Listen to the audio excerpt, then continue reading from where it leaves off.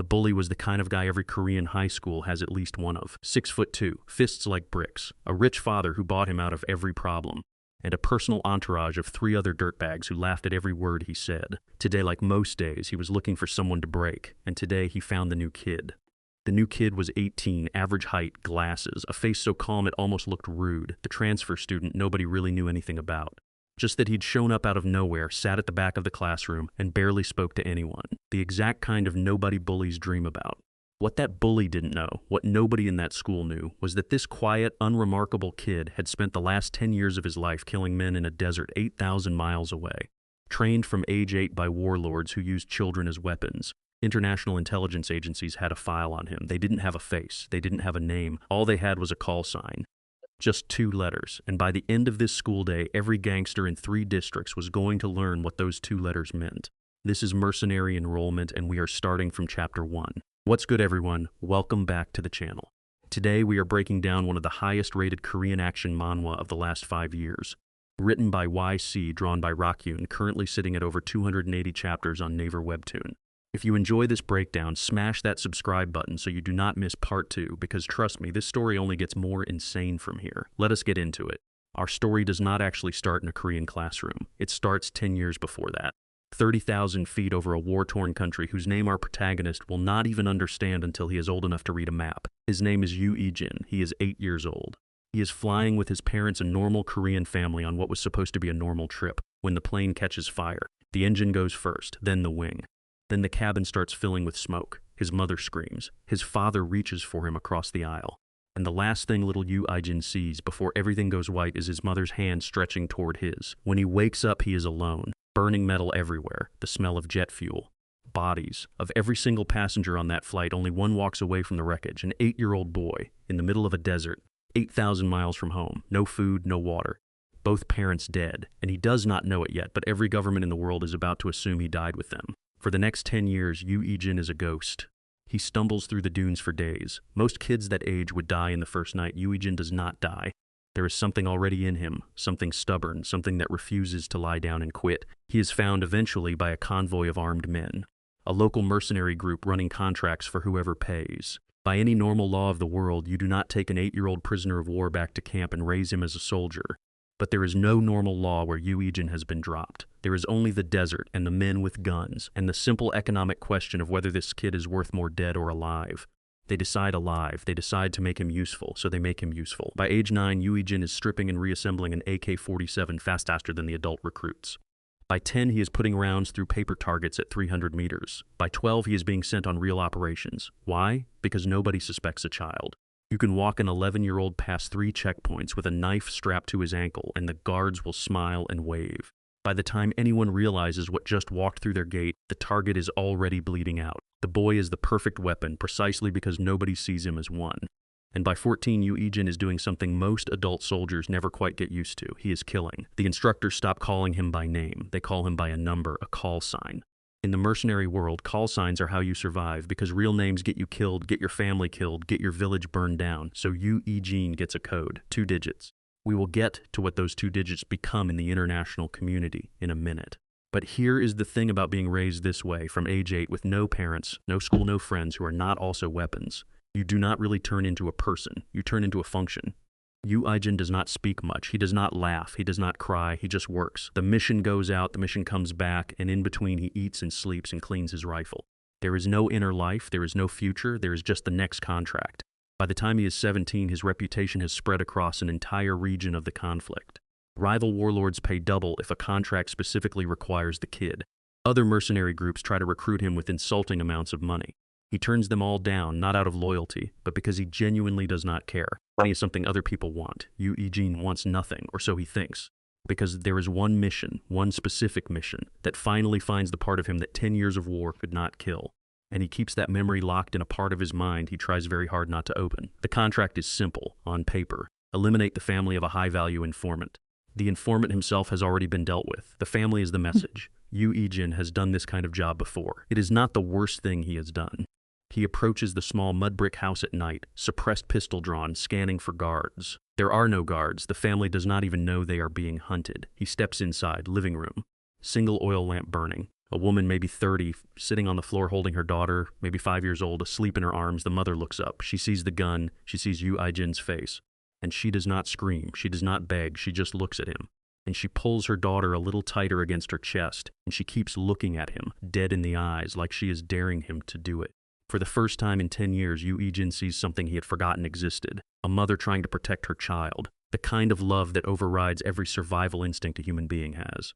The kind of love his own mother must have had in those last seconds on the plane when she stretched her hand toward him across the aisle. Yu Ai-jin's hand tightens on the grip of the pistol, and then it loosens, and then it tightens again. The manhwa intentionally leaves what happens next ambiguous. We do not see the trigger pull. We do not see him walk away. We just see his face, frozen, cracked. For the first time in a decade, the perfect weapon hesitates. And whatever happens in that room, whatever choice Yu Ai-jin makes in those next 30 seconds, becomes the only memory in his entire life that ever makes his hand shake. A year later, something happens that changes Yu Ai-jin's life forever. The South Korean military is running a peacekeeping operation in the exact region he has been working. They have heard rumors for years now. A ghost, a teenager with no name and no country, working for the local warlords. Korean intelligence does not believe in ghosts until they meet one. There is a firefight. A Korean unit gets ambushed at a small compound, pinned down but taking casualties. They are about to lose people. And then somewhere on the high ground above the compound, someone starts taking out the attackers. Single shots, clean kills. Each enemy combatant drops in the exact instant they expose themselves. No wasted rounds, no emotion, just a metronome of precise rifle fire, dropping enemies faster than they can find cover. When the dust clears, the Korean commander climbs the ridge to find his savior. He finds a teenager, sitting calmly on the rocks, rifle laid down next to him, hands up, palms open, no threat. The commander cautiously lowers his own weapon. The conversation between them is short. The commander asks who he is, and Yu Ai-jin answers in fluent Korean, the first time he has spoken his mother tongue in a decade. He gives his name, just his name, Yu Ai-jin. The commander pulls out a tablet, scrolls through what looks like a missing person's archive, and then his face goes pale. Because that name, Yu Ai-jin, is in a file, a very old file. A file that was archived under presumed deceased almost 10 years ago. A file with photographs of two specific people who never stopped searching. His grandfather and his little sister, both alive. Both still in Korea, both still hoping. For the next several weeks, Korean intelligence verifies everything. Fingerprints, DNA. Old family photographs compared to the 18-year-old in front of them. It is him. It is actually him. But here is where it gets complicated. Yu Ai-jin is not just a missing person who got found. He has been operating illegally as a foreign combatant for a decade. He has worked for groups that South Korea would never officially associate with. By every diplomatic standard, this is not a happy reunion story. This is an international incident waiting to happen, so strings get pulled, very high-level strings. A deal gets made. Yu Ai-jin will be quietly repatriated to South Korea. His past will be classified at the highest level. His name and his call sign will be scrubbed from foreign watch lists. And in exchange, he disappears into normal civilian life. The mercenary ghost the warlords used for a decade is officially declared dead. The grandson coming home to his grandfather is officially declared alive. And after 10 years of war, Yu Ai-jin is going home. A military transport touches down at Incheon International Airport. Yu Ai-jin walks off it in civilian clothes, holding a single backpack with everything he owns. He has not seen Seoul since he was 8 years old. The city looks like an alien planet. Neon signs everywhere, people walking around staring at their phones, cars he does not recognize, music he does not recognize, the constant low hum of a city that has never known war. He walks through the arrivals terminal, stops, scans the crowd, an old reflex he cannot turn off, identifying exits, identifying threats, identifying the three most dangerous people in the room. And then he sees them, an elderly Korean man, easily 70, standing very still. And next to him, a girl, maybe 14 years old, holding a hand-drawn sign that says Upa, older brother, in big nervous letters. Yu Dayun, Ai-jin's little sister. She was 3 years old when her brother disappeared. She does not actually remember him. All she has is photographs and stories her grandfather has told her every single night since she was old enough to listen, and the absolute, unshakable belief that her brother was coming home one day. Her grandfather raised her on that belief. He never stopped believing it either. And today they find out they were right. The grandfather does not speak for almost a full minute. He just looks. He studies Yu Ai-jin's face, searching for the 8-year-old he last saw, finding instead a teenager who has been through things he cannot even imagine. And then the old man steps forward very slowly and wraps his arms around an 18-year-old boy who has killed more men than this grandfather has ever met in his entire life. And he cries like he has not cried in 10 years. Dayun is more careful. She is shy. She has never actually met her brother, not in any way she can remember, so she stays half hidden behind her grandfather, peeking out, trying to match this tall, quiet stranger to the photographs she has seen her whole life. Yu Ai-jin slowly lowers himself onto one knee, eye level with her. He is not used to talking to children. He is not used to talking at all. He does not know what to say. So he just says her name, Dayun. Her eyes well up, and slowly, she walks out from behind her grandfather and she walks into her brother's arms. And for the second time in Yu Aijin's entire life, the first being that mother and daughter in the mud brick house, the perfect weapon feels his hand shake. But this time for an entirely different reason. The first few weeks back in Korea are weird. Not just for Yu Aijin, for everyone. He does not sleep in a bed. He sleeps on the floor of the small apartment, fully clothed, near the front door, old mercenary habit. He does not take more than 4 hours of sleep at a stretch before he wakes up at the slightest sound, checks the perimeter, then lies back down.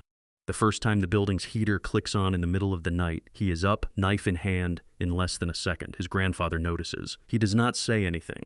He just quietly pretends he did not see. Yu Aijin does not eat with his back to a window. He does not sit in any room he cannot see all the exits from. He does not carry less than 2 knives on his person at any time. He does not use the front door of any building if there is a service entrance available. He runs counter surveillance every time he leaves the house, even just to buy groceries. He cannot turn it off. He does not even know how to. He has no idea how to be a normal Korean teenager. He does not know what K-pop is. He does not know what the kids his age are watching, what they are wearing, what slang they use. He does not know how to use a modern smartphone. He has spent 10 years using military-grade burner phones with 3 physical buttons. He stares at a microwave in a convenience store like it is foreign technology, because to him it kind of is. The cashier asks if he needs help. He just looks at her, expressionless, scanning her face for hostile intent out of pure habit, and she gets so nervous she actually backs away from the counter. What he does know is how to read a room in less than a second, how to identify the 3 most dangerous people in any space, how to plan an escape route from any building, how to kill a man with literally any object on the average dining table, which, useful skills, just maybe not the most relevant to surviving Korean high school, or so he thinks. Because Korean high school, as Yu Aijin is about to discover, is going to require every single thing he learned in that desert. It is Dayan who actually starts pulling him back to being a person. She does not care about his past. She does not even know it. To her, he is just her older brother who finally came home, so she does what younger sisters do. She talks to him about her school day. She shows him her drawings, she makes him try her favorite snacks, and gets genuinely upset when he does not have an opinion about them. She drags him out shopping for clothes because, in her own words, the stuff in his bag makes him look like a creepy uncle, and Yu Aijin lets her.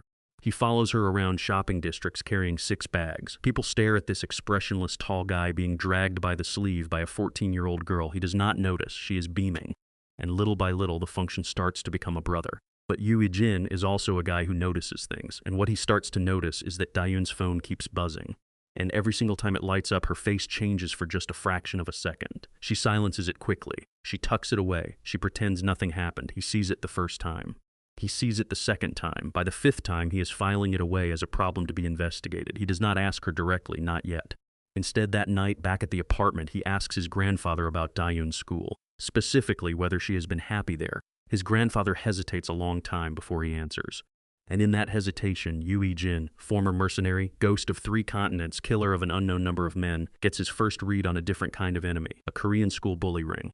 The grandfather explains reluctantly that there is a group of older girls at Dayun's middle school, that the bullying has been getting worse, that Dayun has tried to handle it herself, that she does not want her grandfather to worry, that she does not want to be a burden. And Yu Aijin sits there very still, very calm, and a switch flips inside him that has not flipped in over a year. Real quick, if you are enjoying the story so far, do me a favor and smash that like button. It genuinely helps the channel grow. Now back to it. The deal with the South Korean government when they brought Yu Aijin home included one specific condition. He had to enroll in school. He had to attempt, at least on paper, to integrate as a normal civilian. He had less than 1 year of high school left to complete. So the paperwork gets done, the records get faked just enough to bridge the missing 10 years, and Yu Aijin is officially enrolled at Yuseong Technical High School. His plan going in is simple. Keep his head down, do not draw attention, sit in the back, do not speak, get through the year, disappear into normal life. Be the kind of student that teachers forget existed 5 minutes after class ends. That is the plan. The plan, as you can probably guess, does not survive the first day. He walks into Yuseong Technical High School on a cold Tuesday morning, old building, Korean public school architecture, gray concrete and tile floors. Students in uniforms streaming through the gates, talking, laughing, doing all the things normal teenagers do. Yu Aijin walks past them like a wolf walking through a flock of sheep, and the sheep do not even know what they are looking at. The administrator brings him to his homeroom. The teacher introduces him to the class. Yu Aijin, transfer student, please be nice to him. Yu Aijin bows. He says hello in 3 words. He walks to the back row, sits down, and immediately starts mapping out the social ecosystem of the room. Within 60 seconds, he has identified the bullies, the targets, the in-group, the out-group, and the 2 or 3 kids he marks as potentially useful allies. Old mercenary habit. You always know who is in the room. His seatmate is a kid named Cha Dusik, skinny, glasses. The kind of kid who has spent his entire school career trying to be invisible, because being visible at this school is dangerous. Cha Dusik takes one look at Yui Jin, decides he is harmless, decides he is maybe even cool because he's the new kid and not yet contaminated by the existing social order, and offers a shy hello. Yui Jin nods back. Cha Dusik is so starved for friendly interaction that he immediately starts whispering school gossip during the first lesson. Who the bullies are, who runs which clique, which teachers actually care, and which ones pretend not to see anything. Yui Jin listens with full attention. He is technically doing intelligence gathering. He is mapping enemy positions on his first day of operations. Cha Dusik does not know he just became Yui Jin's intelligence asset. He just thinks he made a friend. A few rows up, there is a girl named Sin Yoena. She is the kind of student every Korean school drama has, the smart kind, slightly out-of-place girl who does well in class and somehow manages to stay on the right side of everyone without being part of any particular group. She glances back once or twice at the new kid in the back row. She cannot quite figure him out. Most new students look nervous on their first day. This guy looks like he is reading a battlefield. She files it away as strange but interesting. And then the homeroom bell rings, and she does not think about it again for a few hours. The cafeteria, however, is going to remind her. Lunchtime at Yuseong Technical High School is when the social order gets enforced. The bullies sit at the center tables. They take what they want from kids' trays. They make people get up so they can sit down. The teachers, conveniently, are eating in the teacher's lounge. The kids who get bullied have learned to either sit far away or eat in the bathroom. Yu Aijin walks into the cafeteria, gets a tray of food, scans the room, and sits down at a quiet table near the back. Cha Dusik scuttles after him and sits across from him, looking nervous, like he is breaking some unwritten rule by sitting with the new kid. And for about 4 minutes, lunch is peaceful. Yujin is eating quietly. Cha Dusik is whispering more school gossip. Sin Yoena, sitting a few tables away with her friends, glances over again and notices Cha Dusik looking happier than she has seen him in months. She smiles to herself. And then a shadow falls across Yui Jin's tray. The school's main bully is named Park Gisu, and we are going to spend a lot of time with this guy over the next few minutes, so remember the name. Park Gisu is the 18-year-old son of a wealthy local family, 6'2", athletic, spoiled rotten, the kind of guy whose father has paid off the school multiple times to keep his record clean. He runs a small entourage of 3 other kids who do whatever he says, and together they basically own the social order of Yuseong Technical. Park Gisu has been watching Yui Jin since homeroom. He does not like new kids who do not introduce themselves to him. He does not like new kids who sit in the back row like they own the place. And he definitely does not like new kids who befriend losers like Cha Dusik on day 1 without first checking with him. So Park Gisu walks over to Yui Jin's table with his 3 lackeys behind him, and he stands there, casting a shadow over Yui Jin's lunch tray, and he says hello in the most aggressive way you can possibly say hello in Korean. Cha Dusik immediately starts apologizing. Apologizing for what? He is not exactly sure. He is just apologizing. He has been trained by years of trauma that this is the right response when Park Gisu shows up. Yui Jin does not apologize. Yui Jin does not even look up. He keeps eating. Park Gisu does not handle being ignored very well. He repeats himself louder. Yui Jin still does not look up. Park Gisu reaches down and grabs Yui Jin's tray and lifts it off the table, food and all, like he is going to flip it into Yui Jin's lap. And he says with the absolute confidence of a kid who has never once in his life faced consequences, "Hey, transfer student. Stand up when I am talking to you." Yu Aijin slowly puts down his chopsticks. He looks up for the first time. His eyes meet Park Gisu's. And Park Gisu, who has been bullying kids in this school for 3 years, who has never met an opponent who did not flinch first, suddenly feels something very cold crawl up his spine. Because Yui Jin is not looking at him the way kids in this school look at him. Yui Jin is looking at him the way a sniper looks at a target through a scope. Park Gisu does not know what that look means. He has never seen it before. He covers his discomfort with bluster, which is what bullies do, and tells Yui Jin to get up. His 3 friends close in around the table. Cha Dusik is now apologizing so hard he is almost crying. The cafeteria has gone quiet. Other students are looking over. Sin Yoena's friends are nudging her, telling her to look. The new kid is about to get destroyed. Sin Yoena turns, and she sees something none of them have ever seen before in this cafeteria. The new kid stands up, slowly, calmly. He does not flinch. He does not look afraid. He looks, if anything, mildly inconvenienced. And he sets down his chopsticks like he is putting down a tool he might need to pick up again in a second. What happens next takes approximately 4 seconds. The first lackey throws a punch. Yui Jin does not block it. He redirects it using the kid's own momentum, and the lackey punches his own friend in the face. While they are tangled up, Yu Ijin pivots, and with the back of his hand, with about 10% of the force he is capable of generating, he taps the third lackey under the chin in a precise spot that snaps his head back and drops him to the floor unconscious. Park Gi-soo is staring, mouth open, brain unable to process what he just saw, when Yu Ijin steps forward and very gently, almost politely, places his palm flat against Park Gi-soo's chest. He does not push, he does not strike, he just leans forward very slightly and applies pressure, and Park Gi-soo, 210 pounds of high school bully, falls backward like a tree. He hits the cafeteria floor on his back hard, and he does not move for a full second. The first two lackeys, still tangled up, look down at their leader, look at Yu Ijin, and immediately back away, hands up, eyes wide. Yu Ijin picks up his chopsticks. He sits back down. He continues eating his lunch. The cafeteria is dead silent. Even Cha Dusik has stopped apologizing. He is just staring at Yu Ijin like he has never seen another human being before.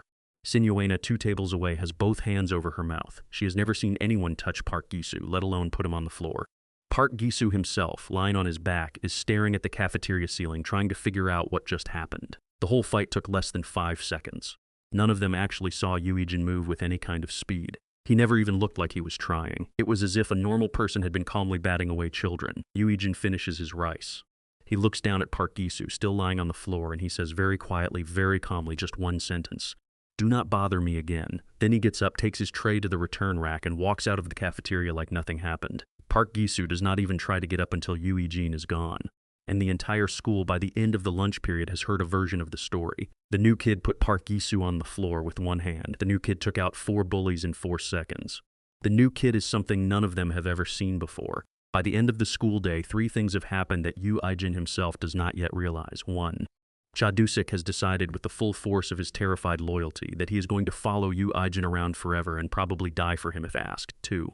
Sin Yoena has started paying very, very close attention to the new transfer student, and she is one of the smart ones. She's going to start putting pieces together a lot faster than anyone else in the school. And 3, Park Gi-soo, humiliated in front of the entire student body, is not going to let this go. He's going to do what every spoiled rich kid in this kind of story does. He is going to make some phone calls, and those phone calls are going to reach people who do not solve their problems with fists. Yu Ijin walks home from school that afternoon thinking he has handled the situation. He sat in the back row. He kept his head down. He defended himself when attacked, but only to the minimum necessary. He did not break anyone permanently. He did not draw real attention. From his perspective, the operation went well. Low profile maintained, threat neutralized. He even has a friend now. Technically, he gets home. He sits down with Dayun and helps her with her homework very awkwardly because he has no idea what any of it is, but he tries. He eats dinner with his grandfather. He goes to sleep on the floor near the front door. 4 hours of sleep, knife within reach. And he does not know it yet, but 2 kilometers away, Park Gi-soo is sitting in a private room at a barbecue restaurant, across the table from 3 adult men in expensive suits, telling them about the new transfer student who needs to be dealt with. And one of those men is laughing and pouring Park Gi-soo another drink and asking very calmly for the new kid's name. The next morning, when Yu Ijin walks back to school, there is a black sedan parked across the street from the school gate, tinted windows, engine running. The driver is wearing sunglasses indoors, which in Korean drama logic is basically a neon sign that says, "I am here to do violence." Yu Ijin clocks the car the second he turns the corner. He notes the license plate. He notes the make. He notes the number of occupants too, both adult males, both armed under their jackets based on the way they are sitting. He keeps walking casually like he has not noticed anything. He goes into the school. He sits down in homeroom. Chasuka whispers a panicked good morning. Yu Ijin nods. And he starts running probabilities in the back of his head, the same way he used to in the desert, calculating exactly how this situation is going to escalate and exactly what he is going to do when it does. Because Yu Ijin came back to Korea to live a normal life. He came back for his grandfather and his sister and the chance to be a person instead of a function. He came back to leave the desert behind, but the desert, it turns out, has a way of following you home. And the moment Park Gi-soo picked up that phone last night, the moment those adult men in expensive suits decided to look into the transfer student who embarrassed a rich kid's son, every single skill Yu Ijin spent 10 years burying in a foreign land just got dragged back to the surface. He is going to try to keep it contained. He's going to try to handle it quietly. He is going to try one more time to walk through the world as Yu Ijin, normal high school student, and not as that 2-letter call sign the warlords use to whisper about. But it is not going to work, because this is just chapter 1 of his new life, and there are 279 chapters still to come, and every single one of them is going to remind Yu Ijin of one simple, unavoidable truth. You cannot retire from being a weapon, not until the world stops needing you to be one. When the final bell rings at the end of day 2, Yu Ijin walks out of the school gates calmly. The sedan is still there. He walks past it on the opposite side of the street, head down, hood up, looking exactly like a normal kid heading home. The men inside the car watch him go. They start the engine. They pull out and follow him at a slow distance. Yuijin notices, of course. He noticed the second the engine started. He keeps walking. He turns one corner, then another, leading them away from any main road, away from any cameras, away from any witnesses. He is taking them exactly where he wants them. Old mercenary habit. If somebody insists on following you, you do not run, you do not panic. You pick the ground for the fight. You make sure they walk into it on your terms. He turns into a narrow alley behind a row of small shops. Dead end, no security cameras, concrete walls on both sides. Perfect. He hears the sedan pull up at the mouth of the alley. He hears 2 car doors open. He hears 2 pairs of footsteps approaching slowly, confidently, the way men walk when they have done this kind of thing many times before. Yuijin stops walking. He turns around. He looks at the 2 men. Both are in their 30s. Both are former military. He can tell from the way they walk, the way they hold their hands, the slight bulge under the right side of their jackets. They are not just hired muscle. They are professional muscle. Somebody paid real money to send these 2. Park Gisu's father, Yuijin realizes, has serious connections. Or maybe Park Gisu's father has nothing to do with this at all, and someone else in this country has already started taking an interest. Either way, the answer is the same. Yuijin needs to handle this fast, and he needs to make sure the message that goes back is unforgettable. The 2 men stop about 3 meters from him. The taller one speaks first. He tells Yuijin very calmly, very politely, that there has been a misunderstanding at school yesterday, that a certain young man, a friend of theirs, had been deeply offended, that all they need is for Yuijin to come with them for a short conversation, and afterward he can go home, and nobody has to get hurt. Yuijin says nothing. The taller man waits a beat. He tries again with slightly less politeness this time. He tells Yuijin that this is not a request, that getting in the car the easy way is much better than getting in the car the hard way. The shorter man behind him starts cracking his neck. He has done this 100 times. He already knows how it ends. The kid will either freeze up and start crying, in which case they grab him and toss him in the trunk, or the kid will get brave and swing, in which case they break a couple of bones and then toss him in the trunk. Either way, the trunk is involved. Either way, this takes less than 30 seconds. Yuijin looks at both of them. He sighs very faintly, and then he says one sentence. He tells them to leave, to get back in the car, to go back to whoever sent them, and to tell that person that the transfer student is not interested in any conversations. The shorter man laughs. That is when Yuijin closes the distance. The shorter man, the one who laughed, is the closest threat, so he goes first. Yuijin steps inside the man's reach faster than the man can process he is moving, brings the heel of his palm up into a precise point on the jaw, and the man's eyes roll back before he even finishes laughing. He goes down hard, head bouncing off the concrete, completely unconscious. The taller man, the professional one, is fast. He sees what happened to his partner, and his hand is already going for the pistol under his jacket. He gets the gun out. He almost gets the safety off. He does not get to aim. Yuijin is already there. Yuijin's left hand closes around the slide of the pistol, twisting it sideways, dislocating it from the man's grip with a single clean motion. His right hand drives, not a punch, but a flat strike, into a point just under the man's sternum, the kind of strike that does not break ribs but instead shocks the diaphragm so completely that breathing becomes impossible for about 40 seconds. The taller man's eyes go wide. He cannot breathe. He cannot scream. He cannot do anything except sink to his knees, gasping silently, while Yuijin removes the magazine from the pistol with one hand, ejects the chambered round, hands him back the empty weapon, and steps back. The whole exchange has taken about 4 seconds. Yuijin crouches down in front of the taller man. The man is still trying to breathe. His eyes are watering. Yuijin waits, patient, calm, until enough air comes back to allow the man to focus. Then he says very quietly, the kind of quiet that does not need to be loud, "I am only going to say this once. Listen carefully." The man nods, gasping. Yuijin continues. "Go back to whoever sent you. Tell them that the transfer student is not someone they want to follow up on. Tell them that if a single one of you comes near my sister, my grandfather, or my school again, the next conversation will not happen in an alley, and it will not end with you walking away. Do you understand me?" The man nods again fast, repeatedly. Yuijin nods back. He stands up. He looks down at the unconscious shorter man on the ground, then back at the taller man. "Take your friend. Drive away. Do not come back." And then Yuijin walks out of the alley, hood up, hands in his pockets, like he is just a quiet teenager finishing a quiet walk home. The taller man sits in the alley for almost a full minute before he can stand up. When he finally drags his unconscious partner back to the sedan, his hands are shaking. He has been a professional for 12 years. He has been in fights. He has been shot at. He has been in actual combat in a previous life. And in 12 years, nothing has ever moved at the speed that Kid just moved. Nothing has ever taken his weapon off him that fast. Nothing has ever made him feel for one brief, horrible second like he was about to die in a soul back alley. He sits in the driver's seat of the sedan, hands on the wheel, staring at nothing for almost 10 minutes, and then slowly, With a hand he cannot quite stop from shaking, he picks up his phone. He calls his boss, and he tells him in a voice he barely recognizes as his own that they have a problem, that the transfer student is not a normal kid, that the transfer student is something else entirely, and that whoever sold this contract as a quick, easy lesson for an 18-year-old boy was either lying or has absolutely no idea who he is dealing with. On the other end of the line, the boss listens. The boss is a man in his 50s, comfortable, well-dressed, sitting in a private booth at a high-end restaurant in central Seoul. He has run his organization for over 20 years. He has heard panicked phone calls before. He has heard men make excuses for failed jobs. He knows what fear sounds like in the voice of a professional, and what he is hearing right now is fear of a kind he has not heard in a very long time. So the boss takes the call seriously. He asks for details. The taller man, still in the sedan, gives him everything: the speed, the technique, the precision, the fact that the kid disarmed him in literally 1 second.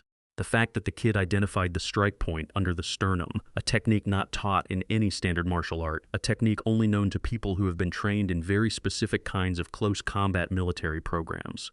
The boss listens to all of it in silence. He does not interrupt. When his man finally finishes, the boss takes a slow sip of his drink, and then he asks very calmly, "What does this kid look like?" The taller man describes Yu Ijin: height, build, approximate age, the glasses, the expressionless face.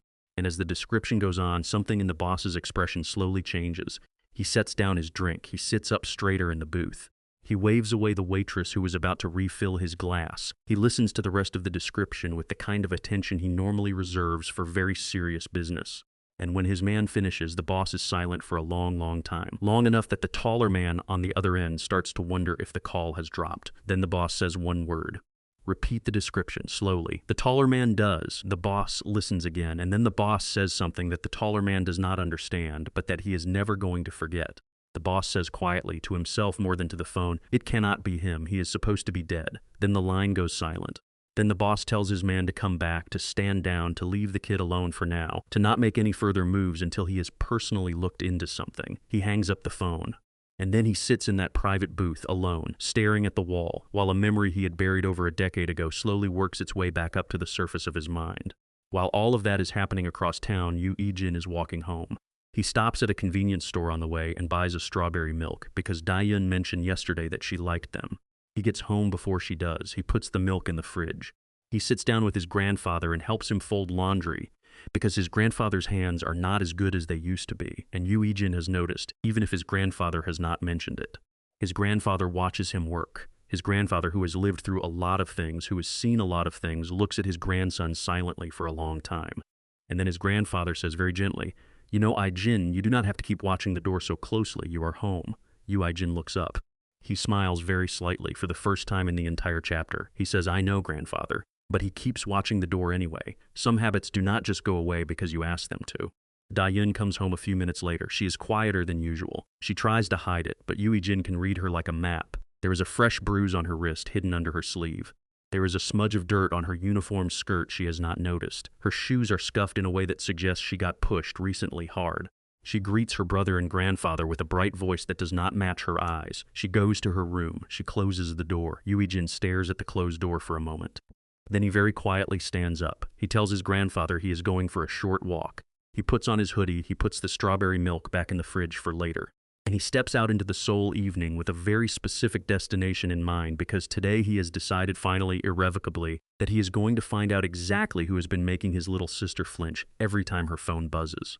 And he is going to make sure it stops. He does not know it yet, but at the exact moment Yu Ijin is stepping out into the evening to deal with Daeyeon's bullies, two other things are happening in this city.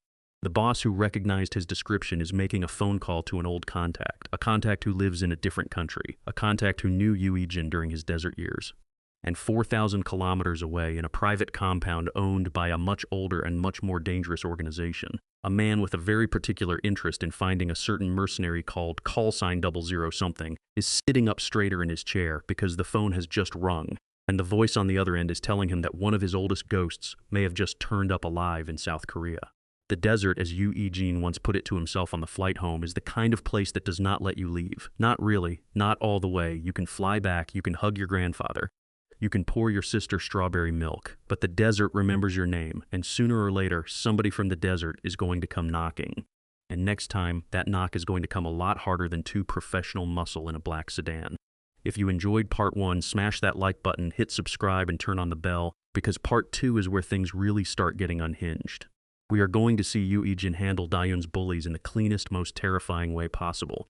We are going to meet the boss who recognized his description and find out exactly how he knows that name. We are going to see the first real adversary from Yoo Jin's mercenary past show up in Korea. And we are going to watch Yoo Jin try, harder than ever, to keep his promise to himself and to his family, while the world he tried to leave behind reaches for him with both hands. Drop a comment telling me which manhwa I should after this one. I read every single comment, and I will see you in part 2.